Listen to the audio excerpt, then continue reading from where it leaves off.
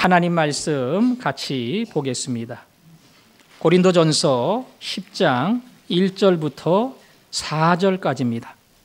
형제들아, 나는 너희가 알지 못하기를 원하지 아니하노니 우리 조상들이 다 구름 아래에 있고 바다 가운데로 지나며 모세에게 속하여 다 구름과 바다에서 세례를 받고 다 같은 신령한 음식을 먹으며 다 같은 신령한 음료를 마셨으니 이는 그들을 따르는 신령한 반석으로부터 마셨음에 그 반석은 곧 그리스도시라. 아멘.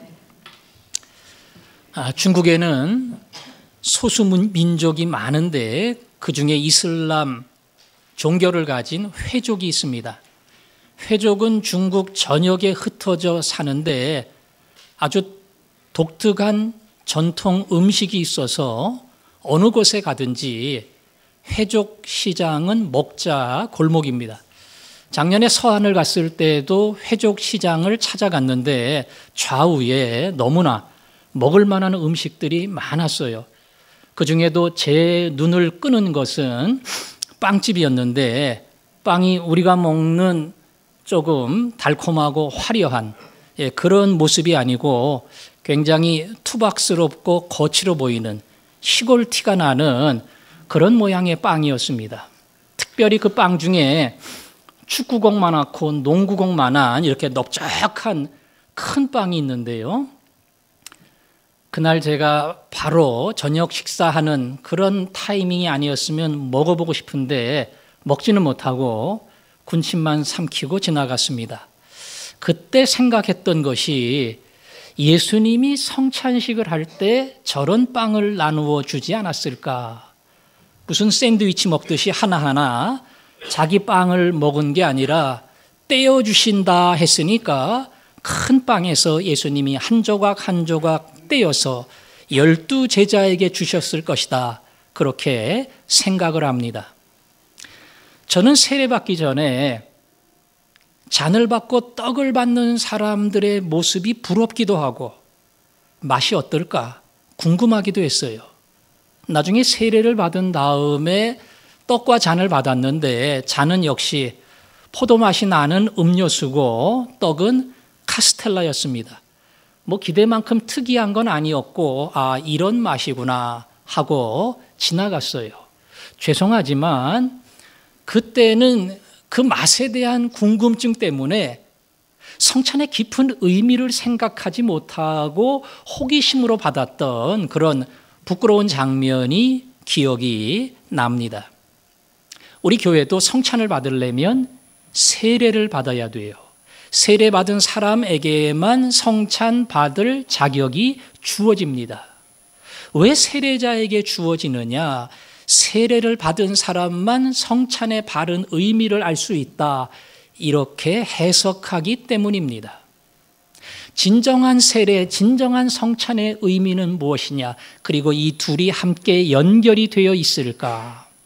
오늘은 세례와 성찬이라는 제목을 가지고 조금 성경 공부하는 마음으로 그 의미, 그리고 그걸 통해서 우리에게 가르치고자 하는 주의 교훈, 이것을 함께 나누려고 합니다. 오늘 읽은 본문에 세례라는 단어가 나옵니까? 안 나옵니까?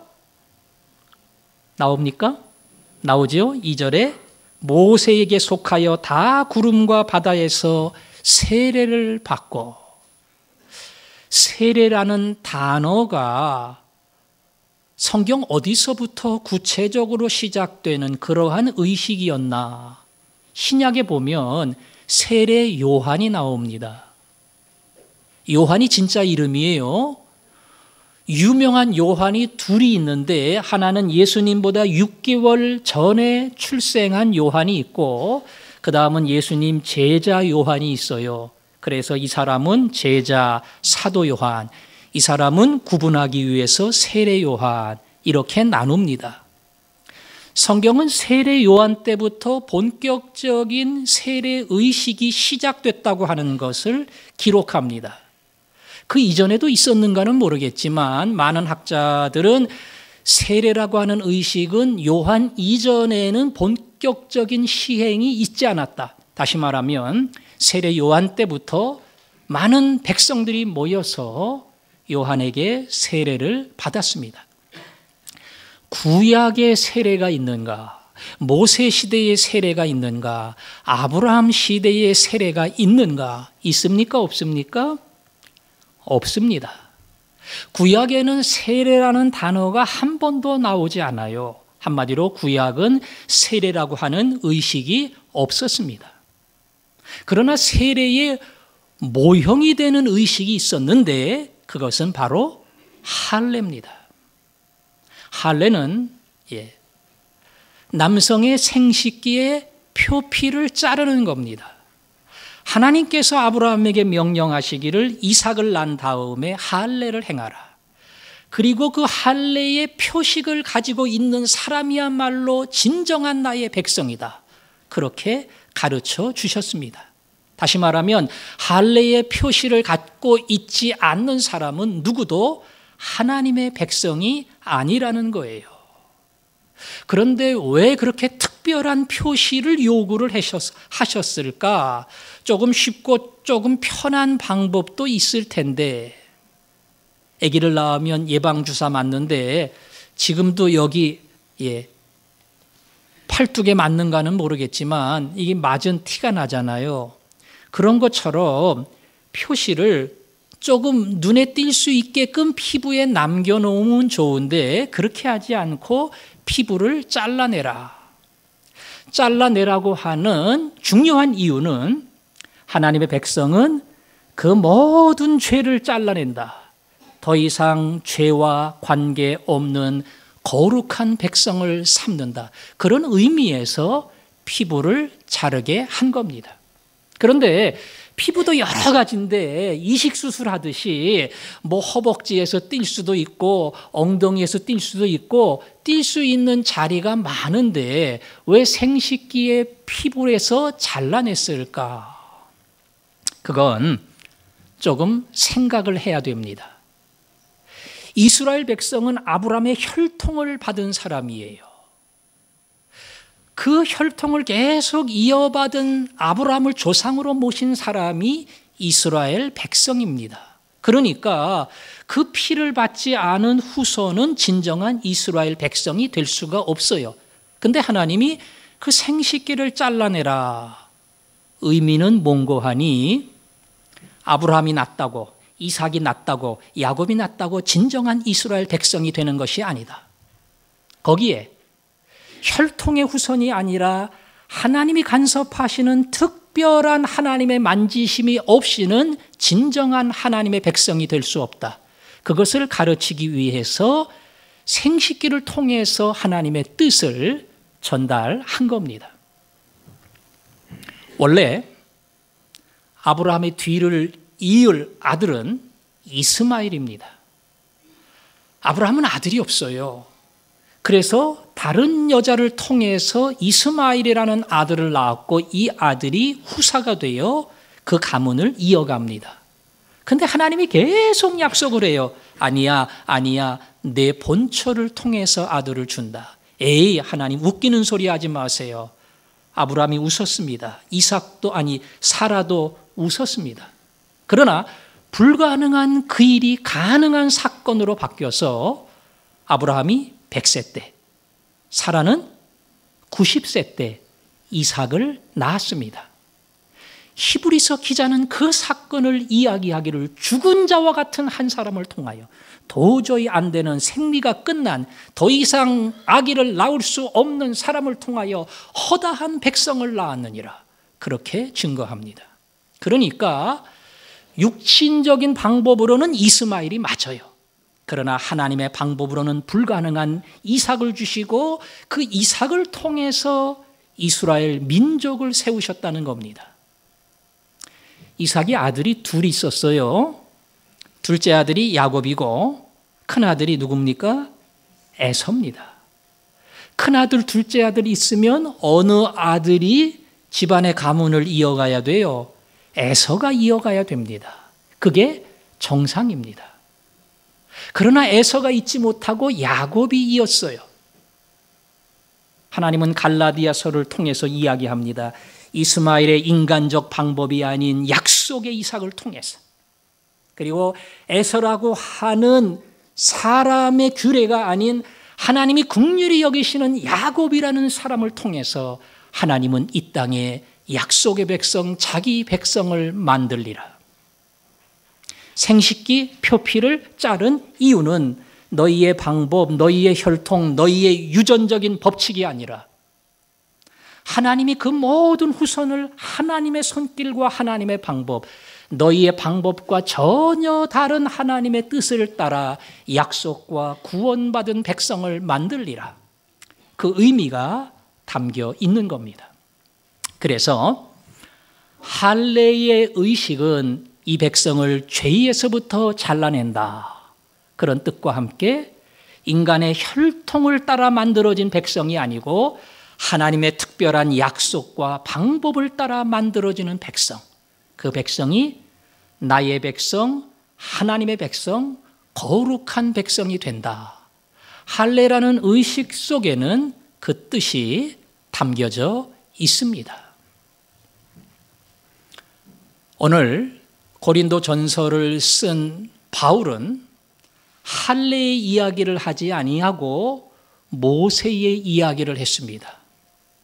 그리고 이야기하기를 우리 조상들이 구름 아래 그리고 바다 가운데 지나갔다.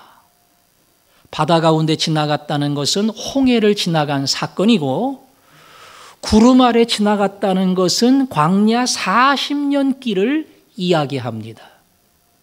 그리고 바로 그것이 그들이 받은 세례다, 이렇게 해석을 했습니다. 할례 사건이 세례의 모형이라면 지금 바울이 이야기하는 모세 시대에 벌어진 사건은 어떻게 세례와 이어지는가? 이스라엘 백성은 애굽에서 해방되어 가나안을 향해 출발했습니다. 정말 노래를 부르고 성경에 보니까 두 손을 들고 즐거운 마음으로 출발을 하고, 그리고 목표를 향해 나아갔는데 홍해라고 하는 큰 바다 앞에 진을 쳤습니다. 그때에 이스라엘 백성을 놓아준 바로가 후회를 하고 무섭게 추격을 해왔습니다. 전차 부대, 탱크 부대를 이끌고 추적을 해왔는데 드디어 이스라엘 백성을 만나게 됐어요. 이스라엘 백성이 겁에 완전히 질렸습니다. 무장도 하지 않은 이스라엘 백성은 완전 무장, 요즘 말하면 대포를 가지고 탱크를 가지고 쫓아온 애굽의 군대를 당할 길이 없어요. 피할 길은 앞으로 가는 겁니다. 앞으로 가면 죽습니다. 뒤로 가면 전사하는 거고, 앞으로 가면 수장당하는 거고, 전부 다 죽는 길입니다. 이스라엘 백성은 그 죽음의 자리, 절망의 자리에서 정말 호소하고 때로는 원망하고 불평했습니다. 그때 하나님께서 모세에게 명령을 하시고 모세를 통하여 홍해를 가르셨습니다. 그들을 물에 잠가야 될 홍해가 쪼개졌어요. 그리고 이스라엘 백성은 육지를 건너는 것처럼 그 길을 건넜습니다. 이스라엘 백성을 죽이려고 쫓아온 그 애굽의 군인들은 갈라진 땅을 쫓아 들어가다가 하나님이 바다에 물을 덮으실 때에 그 안에서 전부 수장당했습니다. 이스라엘 백성이 물속에서 수장당해 죽어야 되는데 그들은 홍해를 가르시는 하나님의 역사로 살았고요.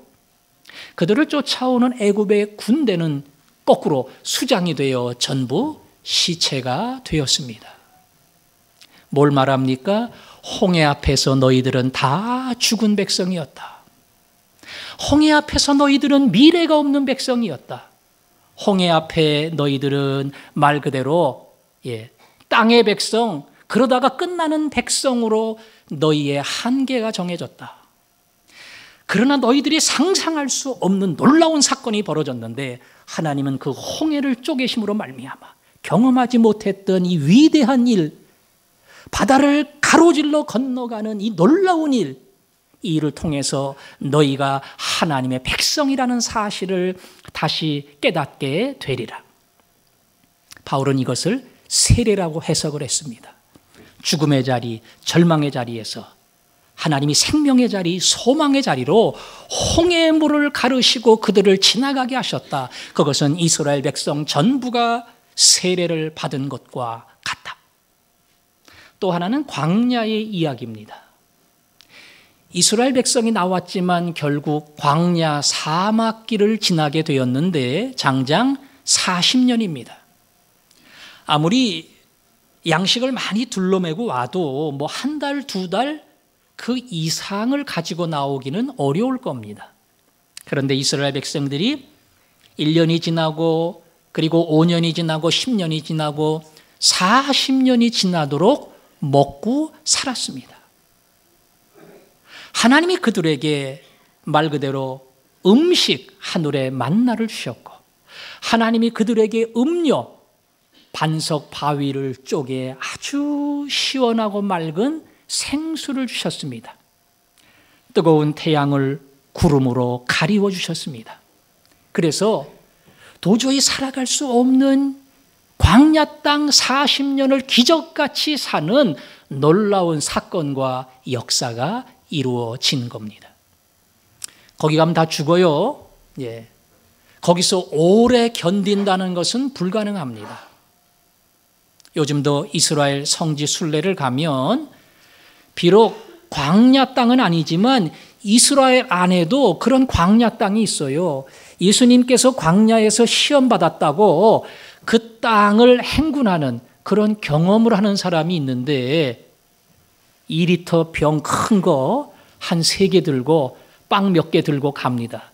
가다가 보면 그거 다 먹는다 그래요. 그리고 얼마나 힘든지. 그냥 하루만 하는 거지 그걸 며칠 동안 그 길을 간다고 하면 말 그대로 음식도 물도 다 떨어져 죽고 말 겁니다. 이스라엘 백성은 이 광야길, 결국 죽을 수밖에 없는 길, 결국 끝나는 길, 결국 민족이 사라지는 그 길에서 날마다 만나와 그리고 물을 주시고 하늘의 햇빛을 가려주시고 그 구름 아래서 이스라엘 백성이 견고하고 큰 백성이 되도록 만들어 주셨다. 그게 구름 아래를 지나게 했다는 겁니다. 똑같습니다. 죽음의 자리, 멸망의 자리, 끝나는 자리에서 하나님은 구름 기둥을 통해서 상상하지 못했던 만나와 그리고 생수를 통해서 그들을 살려주시고 약속한 가나안 땅으로 불러주신 겁니다. 바울이 그 이야기를 하는 겁니다. 너희들 다 죽었어. 너희들이 의지하고 붙들던 거 다 먹고 나면 음식도 없고 물도 없어. 광야에 물이 어디 있어. 그러나 너희들이 생각지 못한 방법으로 하나님은 음식과 생수와 그리고 햇빛을 가리는 필요한 환경을 주시고 너희들의 살 길을 열어주셨다. 광야 지나온 거 그거 세례받은 거야. 죽음의 땅 지나온 거 가나안 땅 간 거 그게 바로 세례다. 그렇게 모세 시대의 이스라엘 백성이 세례받았다고 하는 것을 이런 사건을 통해서 해석을 한 겁니다. 자, 성경 공부하는 거니까 조금 지겨울 수 있지만 할례는 피부를 쪼개므로 죄를 떼어내는 겁니다. 인간의 방법으로 하나님 백성 되는 것이 아니고 하나님의 특별한 방법으로 이스라엘 민족이 만들어지는 겁니다. 말 그대로 하나님이 하시는 거예요. 홍해 사건과 광야 이거 다 죽는 자리입니다. 끝나는 자리입니다. 그러나 하나님이 바다를 지나게 하고 하나님이 구름 가운데 그들을 인도함으로 다시 생명의 길로 인도했습니다. 여러분, 할례는 의식이고 홍해와 구름을 지났던 모든 일들은 사건입니다. 구약에는 세례라는 단어가 나오지 않지만 의식과 수많은 사건을 통해서 하나님이 죽음의 자리에서 자기의 백성을 건진다고 하는 이 놀라운 약속을 계속 가르쳐 주십니다. 아브라함에게 주신 할례가 그렇죠. 애굽에서 노예로 살던 이스라엘 백성이 해방되어 나온 유월절이 그렇죠. 오늘 홍해를 지나고 광야를 지나는 사건이 그렇지요? 나중에 이스라엘 백성 가운데 성전을 세우게 하시고 여기만 내 나라다, 여기만 내 백성이다 선포하신 사건이 그렇습니다. 전쟁 중에 나라가 망해서 성전이 다 불탔을 때에 하나님이 떠난 것 같고 더 이상 하나님의 백성도 남아있지 않는 것처럼 보였지만 하나님은 약속대로 70년 만에 자기 백성을 고국 땅으로 부르시고 그리고 다시 제2의 성전을 짓게 하십니다. 성경은 말합니다. 이스라엘 백성은 큰 민족이 아니다. 이스라엘 백성은 IQ가 높은 천재적인 백성도 아니고 특별한 백성도 아니고 대단한 백성도 아니고 제일 작은 백성, 별 볼 일 없는 백성. 그러나 나는 그 백성을 택하고 사람의 계산과 사람의 어떠한 산술적인 방법으로 위대한 민족 되는 것이 아니고 나의 거룩한 권세와 능력을 가지고 그들을 내 백성으로 삼았노라. 할례를 통하여 모세의 사건을 통하여 수많은 이스라엘 백성들 가운데 벌어진 일들을 통하여 그들은 죽음의 자리, 멸망의 자리, 끝나는 자리, 거기에 속한 자가 아니라 생명과 소망과 영광의 자리로 나온 사람이다. 이것을 가르친 겁니다. 여러분, 광야길을 가는 사람입니까? 홍해 앞에서 숨죽이면서 이러다가 내 인생 끝나는 사람이다. 이렇게 한숨 쉬는 백성입니까? 아니, 나는 홍해를 지난 사람이야. 나는 그 광야길을 하나님이 주신 양식과 물을 먹고 지나온 사람이야. 왜 이래? 나는 내 안에 성전을 모시고 사는 사람이야. 하나님 나와 함께 하셔. 나는 더 이상 세상의 백성, 죽을 백성, 끝나는 백성, 공허한 백성이 아니고 오직 하나님의 방법과 하나님의 은혜로 말미암아 구원받은 택함 받는 거룩한 하나님의 자녀가 되었다. 이게 진정으로 예수 믿는 사람이 선포해야 될 가장 아름다운 고백입니다. 예수를 믿었다면, 예수를 만났다면, 예수 안에서 구원받았다면 여러분 모두 안에 나는 광야처럼 홍해 앞에 선 사람처럼 방향도 모르고 삶의 의미도 모르고 그러다가 끝날 존재가 아니라 이 길을 지나 하나님의 거룩한 백성과 자녀로 부름받았다. 이 고백, 이 감사, 이 찬양, 이것이 우리 가운데 넘칠 줄로 믿습니다.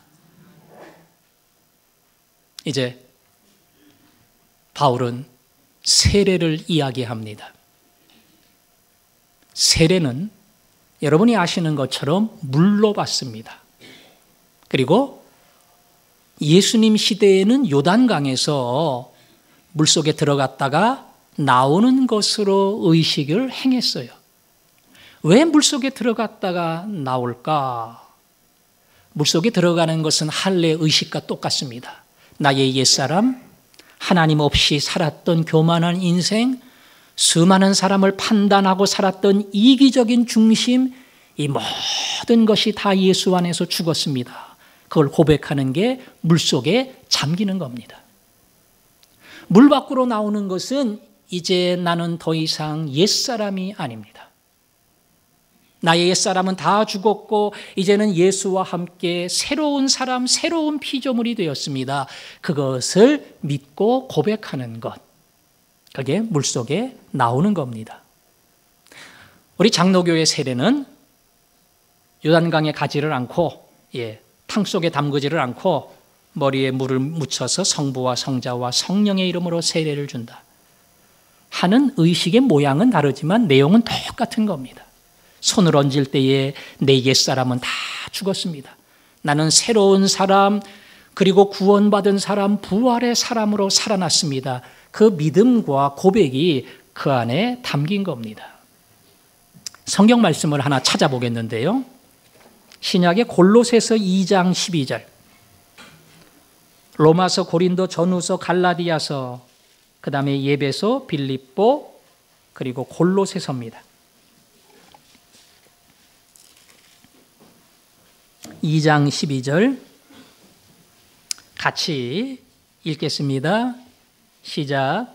너희가 세례로 그리스도와 함께 장사되고 또 죽은 자들 가운데서 그를 일으키신 하나님의 역사를 믿음으로 말미암아 그 안에서 함께 일으키심을 받았느니라. 여기 장사됐다 그랬죠. 너희들 다 죽었어. 그리고 일으키심을 받았다. 다시 살아났다. 세례의 의미를 그대로 이야기하지요.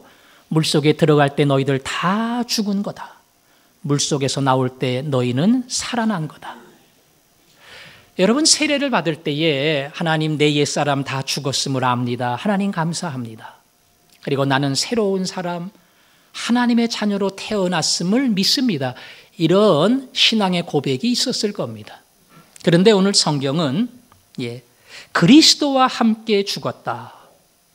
그리고 그를 일으키신, 그리스도를 일으키신 하나님이 예수 안에서 우리도 일으키셨다. 이렇게 설명을 합니다. 조금 정확히 이야기하면 내가 죽을 때 나 혼자 죄 졌어요 하나님 용서해 주세요. 다시는 안 그러겠습니다. 이러고 회개를 하고 결단을 함으로 나는 옛사람과의 관계를 끊었다. 이거 아니라는 겁니다. 너희들 죽을 때 사실은 예수님이 죽었던 그 자리에서 같이 죽는 것이다. 너희들 물속에서 나올 때에 그냥 결단을 하고 이제 잘 살아야지, 의롭게 살아야지, 말씀대로 살아야지 그 뜻이 아니고 예수 그리스도가 부활하신 그 자리에 하나님이 너희도 함께 일으키신 것이다. 그렇게 이야기합니다. 이건 조금 복잡하지요? 내가 과거를 회개하고 앞으로는 의롭게 살아야지, 이거는 이해하기 쉬워요. 죄지었던 과거를 돌이키고 앞으로는 내가 그렇게 살지는 말아야지, 이거는 받아들일만 해요. 그런데 예수가 죽을 때 나도 같이 죽었다. 그리고 예수가 살아날 때 나도 같이 살아났다. 요거에 대해서는 더 우리가 진지하게 생각을 해봐야 됩니다. 여러분, 세례를 받은 사람은 성찬에 참여할 자격이 있어요. 할례를 받은 사람은 정식 이스라엘 백성입니다. 그러나 성경이 말하는 진정한 할례, 진정한 세례가 무엇인가? 먼저 그것부터 우리가 확인을 해야 됩니다. 이것도 성경을 찾아보겠습니다. 로마서 2장, 사도행전 다음에 로마서가 나와요.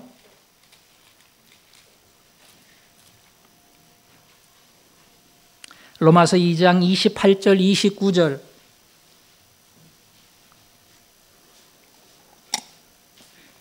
두 절 말씀 읽겠습니다. 28절, 29절 시작. 무릇 표면적 유대인이 유대인이 아니 표면적 육신의 할례가 아니니라. 오직 이면적 유대인이 유대인이며 할례는 마음에 알지니 영에 있고 율법에 있지 아니한 것이라. 아멘. 표면적, 이건 겉으로 드러나는 그러한 할례가 진짜 할례가 아니다, 그 뜻이에요. 이면적, 영적 할례가 진짜다. 세례를 받지만 진정한 세례는 하나님이 그 마음속에 그를 불러주시고 하나님의 자녀로 삼아주시는 그 거룩한 영적 세례가 진정한 세례라는 겁니다. 제가 세례를 받고 성찬에 참여를 했습니다. 세례 받은 사람에게는 자격이 있어요. 그런데 그 사람이 한 번도 영적 세례를 받은 적이 없어요. 그 사람이 한 번도 자기의 죄를 깨닫고 예수를 붙들고 구원받아 새로운 사람이 돼본 경험이 없어요. 그냥 나이가 되어서 교회에 오래 다녔기 때문에 세례를 받은 겁니다. 그래서 성찬을 받을 수 있어요. 바울은 말합니다. 그거는 진정한 세례가 아니다. 그것은 진정한 세례가 아니다. 세례는 그 영혼이 받고 그 속사람이 받고 그 안이 거듭나고 새로워지는 것이지, 아무리 겉으로 받아도 그것은 하나님이 기뻐하시는 세례가 아니다. 제가 얘기했죠. 우리 중고등부가 나이가 되면 입교를 합니다. 혹은 세례를 줍니다. 중학교 2학년이면 가능해요. 근데 요즘은 학습받고 세례받고 입교하는 중고등부 학생들이 별로 없어요. 이 김진천 목사님이 안 시켜요, 잘. 예.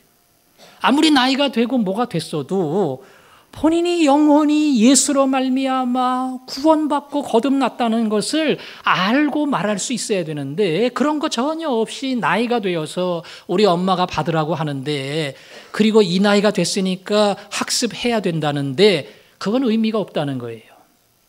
진정한 영적인 세례가 있어야 표면적 그리고 육신적 세례가 의미가 있다는 겁니다. 그래서 오늘 본문은 그렇게 이야기합니다. 이스라엘 백성이 광야를 지나 살 수 있었던 것은 만나라는 음식과 생수가 있었기 때문이다. 그런데 그렇게 해석을 하지요. 다 같은 신령한 음식을 먹으며 4절 다 같은 신령한 음료를 마셨다. 물론 먹는 음식이 있어서 산 거예요. 그러나 진정한 세례, 신약시대의 세례는 먹는 밥이 아니고 신령한 음식과 신령한 세례를 받을 때에 거기서 구원받고 하나님의 자녀가 되는 역사가 일어난다는 겁니다. 어디서부터 그 일이 펼쳐질 수 있습니까? 바위에서 펼쳐집니다. 신령한 반석으로부터. 그런데 그 반석은 누구라고요? 그리스도시라. 그리스도시라. 결론은 뭡니까? 구약시대에 할례 받은 사람, 홍해를 지난 사람, 광야를 지난 사람, 그 사람 중에 하나님의 자녀가 있다. 우리 신약도 똑같이 세례를 받고 거듭난 사람들이 있는데, 그들은 구약의 백성처럼 신령한 음식과 신령한 음료를 먹은 사람들인데, 그 모든 것은 바로 그리스도 예수께로부터 나온다. 그 뜻입니다. 아까 예수님 죽을 때 내가 죽었다. 예수님 살 때 내가 살았다. 그게 실감 나려면 정말 예수님 옆에서 숨이 꼴깍했다가 예수님 살아날 때 푹 숨이 트이면서 일어나는 그런 육체적인 경험을 했으면 실감이 날 겁니다. 그러나 오늘 성경은 그 모든 일이 영적으로 벌어진다는 사실을 증거합니다. 반석은 예수 그리스도다. 그 반석에서 생수가 나온다. 생수를 마셔야만 살 수 있다. 다시 말하면 너희가 진정으로 영적인 세례를 경험하려면 예수 그리스도를 만나야 되고, 예수 그리스도를 만날 때 우리의 옛사람, 우리의 죄인된 모습, 우리의 이기적이고 시기적인 삶, 그리고 교만했던 삶, 이 모든 것을 예수 앞에 내려놓게 되고 예수 그리스도를 주인으로 모시고 이제는 예수가 내 인생의 주인이 되어 살아가는 새로운 삶, 하나님의 거룩한 백성으로 일어나는 것이다. 바로 그것이 반석이신 예수 그리스도입니다. 바로 그 예수 그리스도를 만날 때 신령한 음료를 먹고 광야의 험한 길을 지나는 하나님의 거룩한 백성이 되는 겁니다. 요한복음 1장 12절 13절 영접하는 자 곧 그 이름을 믿는 자들에게는 하나님의 자녀가 되는 권세를 주셨으니 이는 혈통으로 되는 게 아니다. 아브라함의 아들이라고 되는 거 아니야. 이삭의 아들이라고 되는 거 아니야.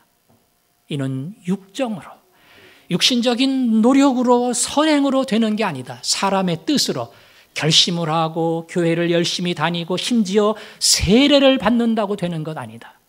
이는 사람의 뜻이 아닌 오직 하나님의 뜻으로 말미암는다.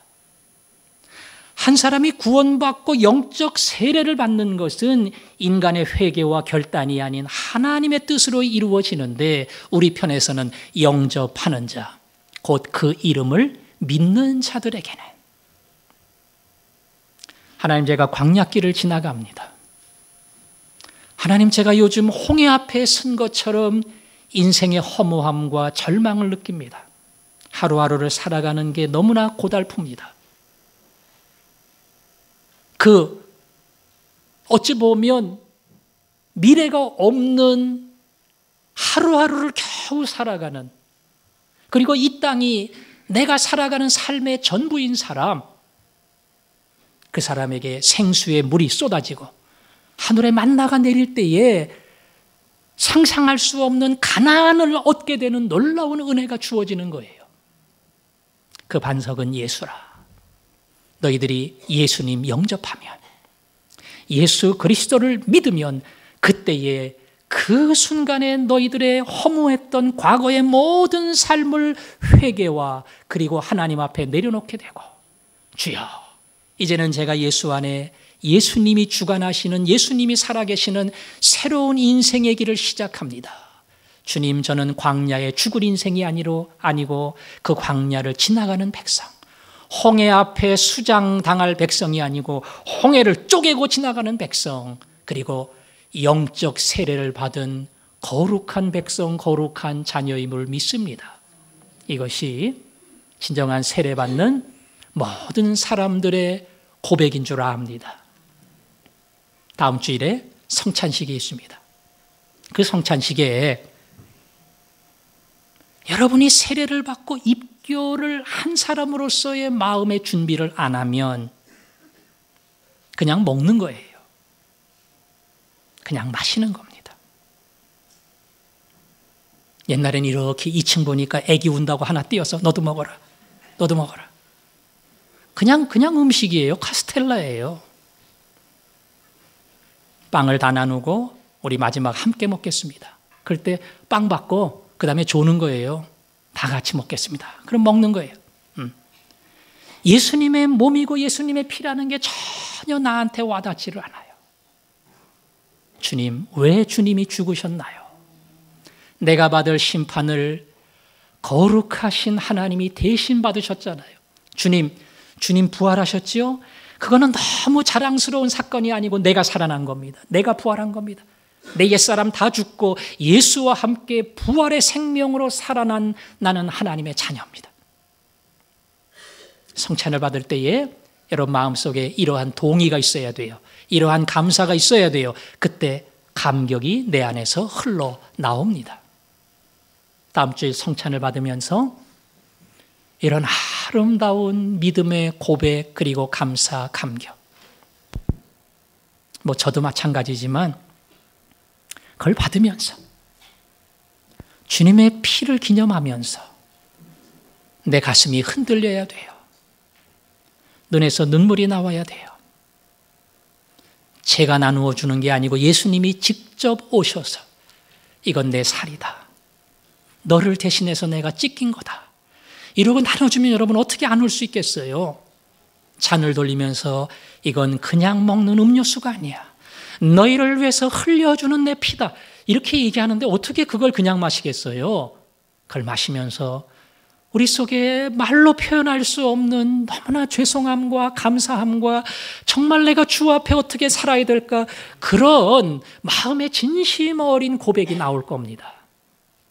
성찬 앞에 하나님이 그런 감동으로 여러분들을 이끌어 주실 줄로 믿습니다.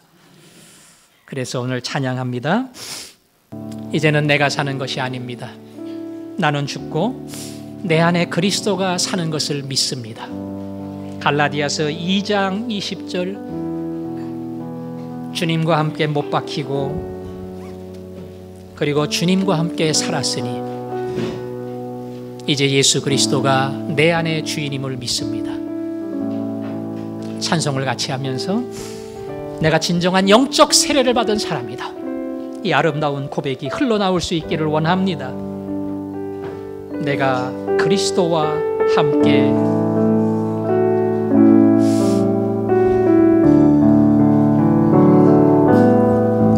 내가 그리스도와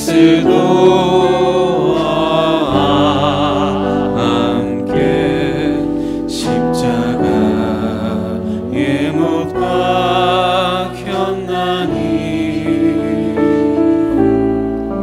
그런즉 이제 내가 산 것 아니요 오직 내 안에 예수께서 사신 것이라. 이제 내 죄 가운데 사는 것을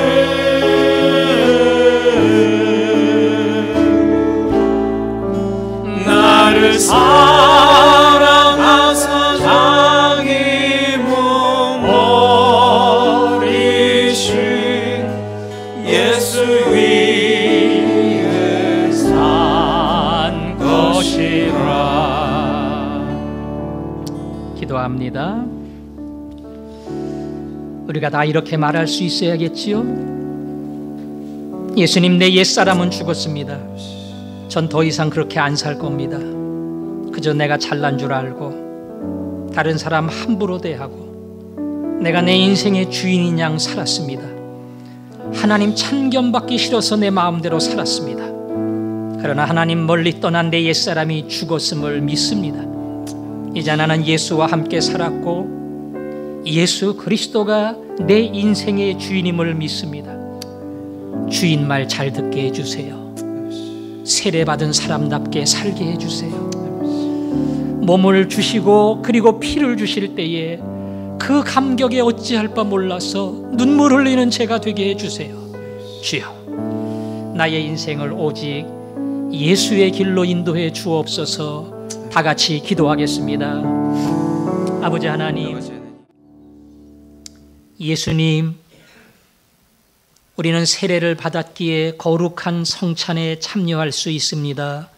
그러나 그 성찬의 자리가 아무 느낌도 없고 감각도 없다면 우리는 그야말로 하나님 앞에서 그 엄청난 은혜를 잊고 무시하며 살아가는 미련한 자가 될 수밖에 없습니다. 날 위해 죽은 예수, 날 위해 죽은 예수, 그리고 날 위해 사신 예수, 날 위해 사신 예수. 성찬을 받을 때에 주의 죽으심과 주의 부활을 마음에 새기게 하시고 그것이 내 마음속에 아름다운 감사, 아름다운 찬양이 되게 하여 주옵소서. 아멘. 예수님 이름으로 기도합니다. 아멘.